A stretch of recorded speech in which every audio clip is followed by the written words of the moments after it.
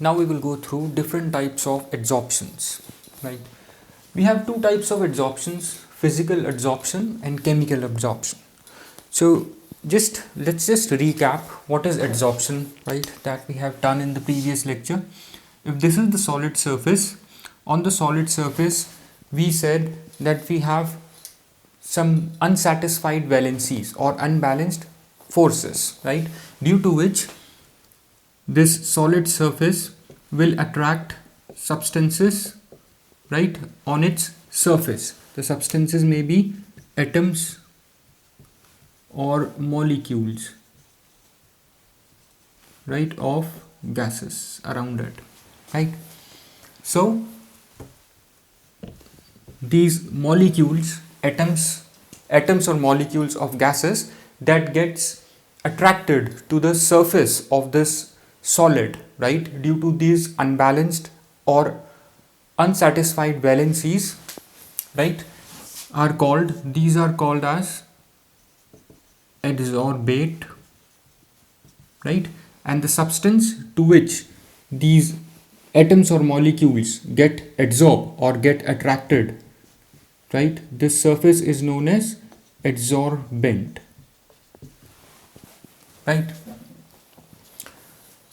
And there are two ways now using which adsorbent may get attracted to adsorbate, right? That is, these atoms or molecules may get attracted to this surface, and as we said in the previous lecture, that once they are attracted to the surface, they are held to the surface, right? That means they are retained on the surface, they will remain on the surface, right? So there are two types of forces using which this adsorbate will remain attached or will remain attracted to the surface, right? So we have two forces using which adsorbate will remain attached to adsorbent. Now those two forces are, let's do it this way. The two forces are, first one is physical force, right, and the second one is chemical force, right? Physical force is van der Waals force, right? And the second one, chemical force, is your chemical bond, right? And this chemical bond is mostly covalent, but it may be ionic, right? So usually it's covalent, right, but it may be ionic, right? So when the adsorbate, right, will get attracted or will be held on the surface of this solid, via this van der Waals force, which is a physical force, we call it a physical adsorption, right? This is your physical adsorption, when adsorbate gets attracted to the adsorbent, right, via the physical force, via the physical van der Waals forces. We call it a physical adsorption, or we also call it a physisorption, right, which is a short form of physical adsorption. And when the adsorbate is held to the surface via a chemical force is nothing but a chemical bond, which is a covalent bond, right? So when adsorbate, right, gets attached to the surface, which is your adsorbent, via the chemical force, right? So when a chemical bond is formed, that is, a new compound is formed. So in this case you will see a new compound will get formed, right? So here we call it a chemical adsorption. To this we call it a chemical adsorption, right, or chemisorption, right? So this is it. This is a simple definition of what is your adsorption and what is your what is your physical adsorption and what is your chemical adsorption, right? Now we'll just look more into it. Since we said that in this case, we'll just point out some differences between physical adsorption and chemical adsorption, right? Here we have your physical adsorption, right, which is your physisorption, and here we have your chemical adsorption. So first point is, we said that in this case adsorbate and adsorbent are held via van der Waals forces, right? If this is a solid, so what it will do is, we know that if we keep any solid in air, it has tendency to attract the substances around it, gases and other particles, to attract on its surface, right? So it will attract, in this case, in case of physical adsorption, it will attract those substances around it via these weak van der Waals forces. We know that van der Waals forces are weak force of attraction. And what are van der Waals forces? If these are two atoms or molecules, the force of attraction, right, the distance force of attraction between these molecules or any substance is your van der Waals force of attraction, right? Force of attraction due to distance. And as you increase the distance, the van der Waals force of attraction will decrease. So when you decrease the distance, the van der Waals force of attraction will decrease. So in simple words, van der Waals force of attraction, since it's a weak force of attraction and is due to the distance separating the two molecules or substances, so this van der Waals force of attraction will decrease as we increase the distance, right? So force of attraction in this case is your weak force of attraction. The forces operating in these cases, forces operating in physical adsorption are weak, right? Van der Waals forces. What about in this case? We know a chemical bond gets formed, right, in case of chemical adsorption or chemisorption. That is when a gas when a gas is attached to the solid surface via a chemical bond, usually a covalent bond or maybe ionic bond, right? This is your chemical adsorption, and we know that chemical bond is a strong bond. It's a very strong bond, right? In this case, maybe covalent or ionic, we know that both these types of bonds are very strong bonds, right? So forces, that is, what are the forces here? Forces are your chemical bonds. Chemical bond may be covalent or ionic. So forces operating are strong forces, right? Are strong in this case. So here we know that when a bond is formed, right, in any chemical reaction, when a chemical reaction takes place, when a bond dissociates between reactants, heat is given to it, right? And when bond is formed on product side, when a product is formed, a bond is formed, right? Then only product will form. So when bond will form, heat would be released, right? So here in the first case, right, in case of physical adsorption, the force of attraction is weak, right? So due to which the heat of adsorption would be low, right?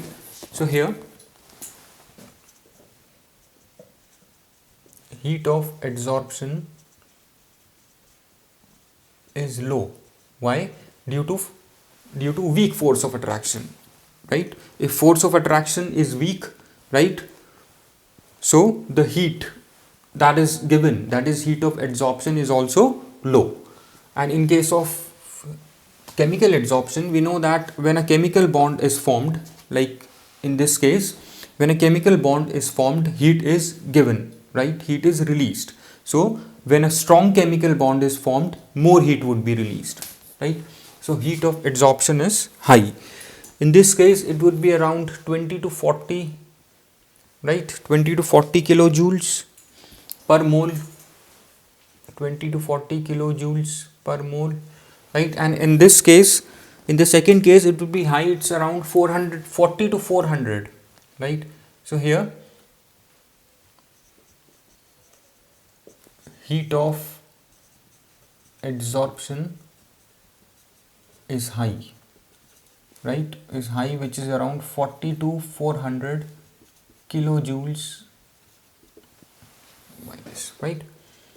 Now the other point of difference is here, since in this case the attraction is due to van der Waals forces, right? And van der Waals force of attraction, we know the force of attraction due to distance, right? So in this case, we know that there is no compounds will get formed in case we have van der Waals force of attraction between two molecules, substances or atoms. No product formation would result. Whereas in this case, we have a chemical bond, right? A chemical bond, covalent or ionic, is getting formed, and we know that when a covalent or ionic bond is formed, a new compound will result, right? So here in this case, a compound will get formed. In this case, no new compound will get formed, right? So here no compound formation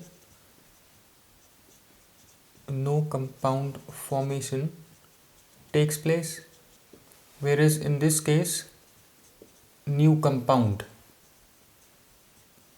gets formed, right? Now the fourth point of difference is, since here the force of attraction is weak, since it's a van der Waals force of attraction which is weak, if I slightly heat it, if I slightly give it heat, the gas which is adsorbed, right, would get released, right? And this process is reverse of adsorption, and we call it as desorption. We have done this before also. So the reverse, right, reversible process in this case is possible. But what about in this case? In this case, since I said before in this point we said that a chemical compound will get formed, right? So if suppose, let's say this is carbon, right? This is carbon, and if it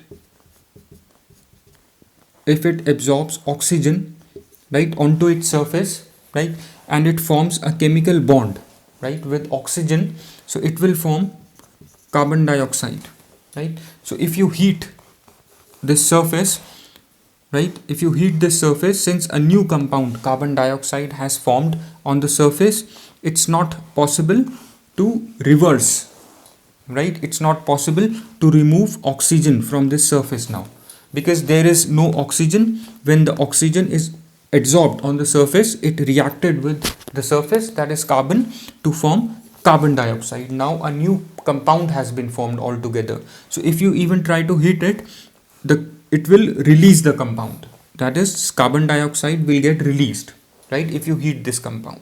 So the process here, chemisorption, is not reversible, right? The absorbed carbon dioxide would not get released on heating, rather this compound that gets formed as a result of chemical reaction, this would be released, right?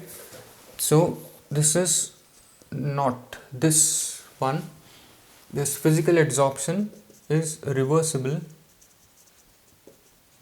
right, whereas this one is not reversible, right? Now the other point of difference is, since in this case there is no chemical reaction, it's just a force of attraction, right? So if two substances are close to one another, they have a force of attraction, right, and they will attract by weak force. The force acting between these is weak, right? So in this case, no activation energy is required, right? And we know that where activation energy is required, we have done this in chemical kinetics. Activation energy is required in case of chemical reactions, because we know that when you increase temperature the chemical reaction will start taking place at a faster rate, right? So increasing temperature will increase the rate of reaction. So in this case activation energy is high, right? And in this case, in the case of physical adsorption, there is no activation energy required. So here no activation energy, if you remember, denoted by EA. No activation energy is required, right? Whereas in the second case it requires your activation energy. It requires activation energy is denoted by EA, right?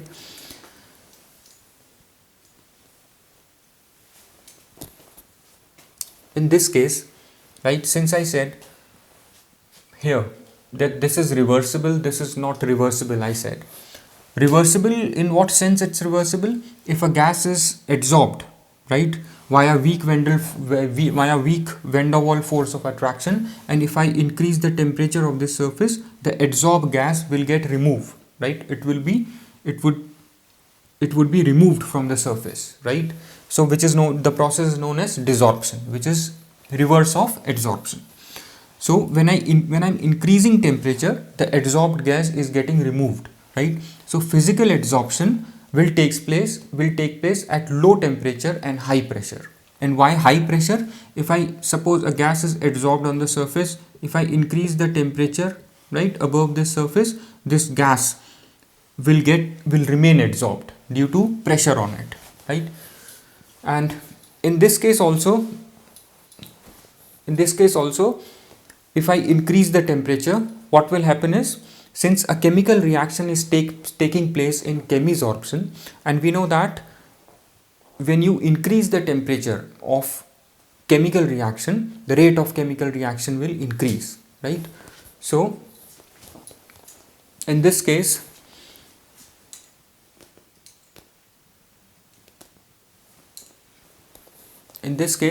even this, with increasing temperature, chemisorption will increase, right? Whereas physical adsorption will decrease with increasing temperature, right?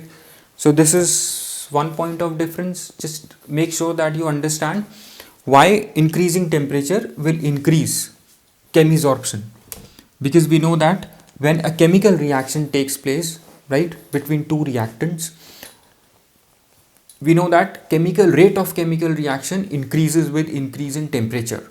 So here, when we are increasing temperature, this rate of chemical reaction will increase, hence chemisorption will increase, right? Because chemisorption is due to chemical reaction.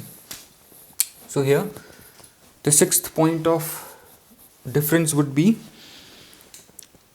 this type of adsorption usually takes place at low temperature and decreases with increase of temperature. This takes place at low temperature, right? And this one, the other one is, this takes place at high temperature. This type of adsorption increases with increase of temperature, right? This one increase with rise in temperature, rise in temperature, and this is known as, the effect is called activated adsorption. When you increase chemisorption by increasing temperature, this is known as your activated adsorption, right? We call it as activated adsorption. Other point of difference is, it is not specific in nature. This is non-specific in nature, and this is specific in nature. What do we mean when we say specific in nature? we know that when we, let's first understand this non-specific in nature. Non-specific in nature is if I place any solid surface in air, every solid surface has tendency to absorb something, to absorb some gas, right, or some particles onto its surface, right. It will, if you place it in air, it will definitely gonna absorb, right, some particles or some gas, right, from air. So it's not specific, right. It can, in case of physical adsorption, it can absorb any gas or any particles from air.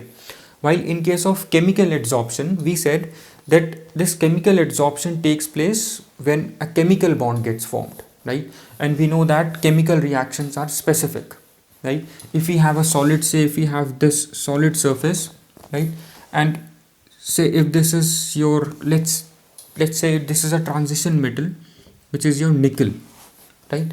It's not that any gas will form chemical bond with the transition metal, right.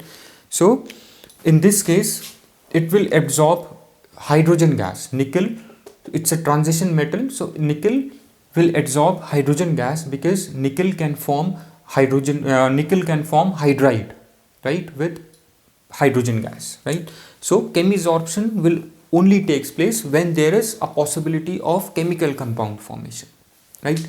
Because if nickel will absorb hydrogen, right. Why? Because it can form chemical compound hydrides. Since it can form hydride, or nickel can react with hydrogen to form hydride, so this nickel, right, nickel surface is specific to hydrogen. It will only react with hydrogen. It's not that it will react with any element or any air, any atom or any molecule in air. So this, in this case, it's specific. Similarly, if we take example of carbon, if we have a carbon surface, right, if carbon will absorb hydrogen from air, right, carbon will absorb not hydrogen, oxygen from air, because carbon forms carbon dioxide on reaction with oxygen, right. So carbon will absorb, or will chemisorb, to be specific, chemisorbed oxygen from air, forming carbon dioxide, right. So in this case, in case of chemical adsorption, this is specific, right. This is specific in nature.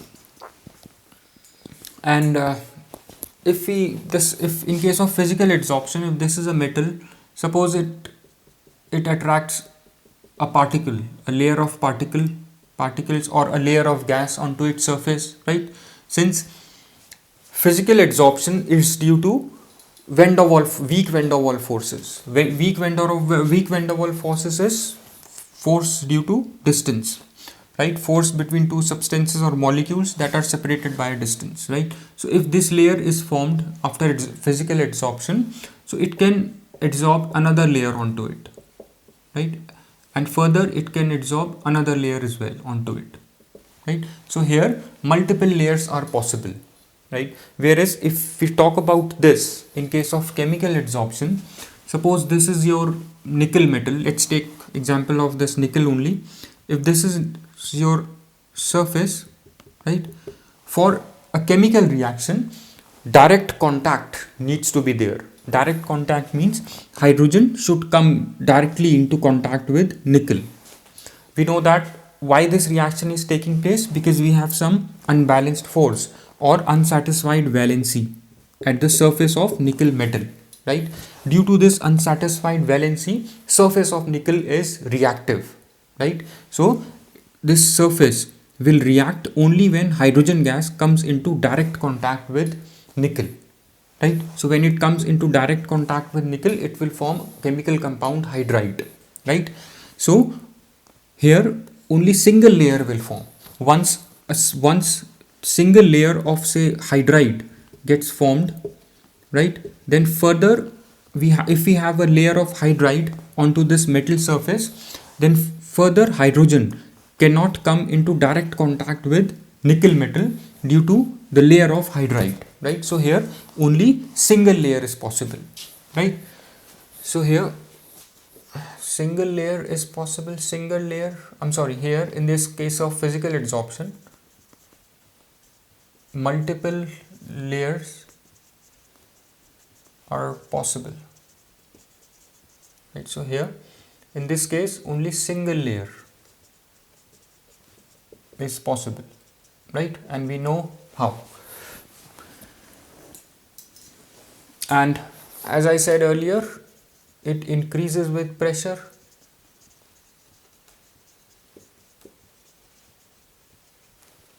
right? And this one, this also increases with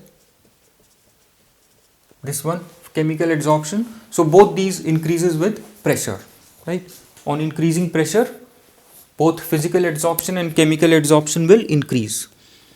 And we know that if surface area is increased, right? If we increase the surface area of any solid, how we can increase the surface area?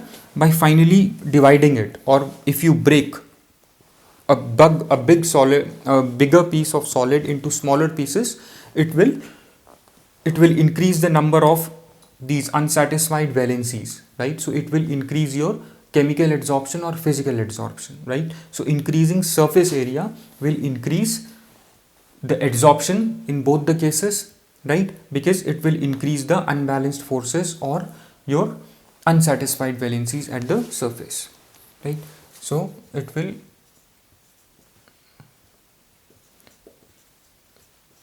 increase with increasing